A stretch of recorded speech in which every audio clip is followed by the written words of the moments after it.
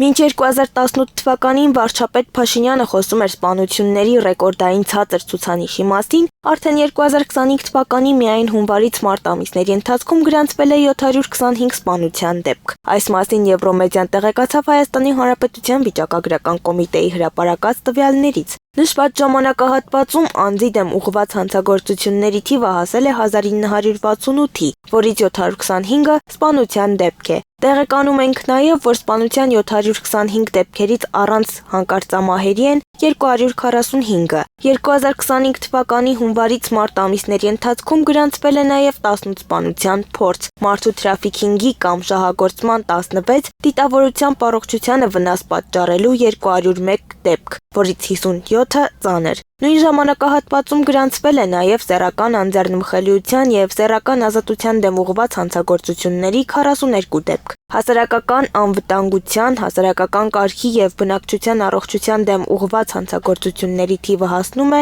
4691-ի, այդ թվում հրազեն, ռազմամթերք պատրաստելու և ապօրինի շրջանառության 337 դեպք, ճանապարհային երթևեկության և տրանսպորտային միջոցների շահագործման կանոնները խախտելու 546 դեպք, որից մահվան ելքով են 45-ը։ Խուլիգանության 173 դեպք է գրանցվել, որից 28-ը կատարվել է զենքի գործադրմամբ։ Հիշեցնենք, որ դեռ 2024 թվականի սեպտեմբերի 12-ին կայացած կառավարության հերթական նիստի ժամանակ վարչապետը հայտարարել էր, որ լուրերը, թե Հայաստանում հանցավոր վակխանալիա է, չափազանցված են։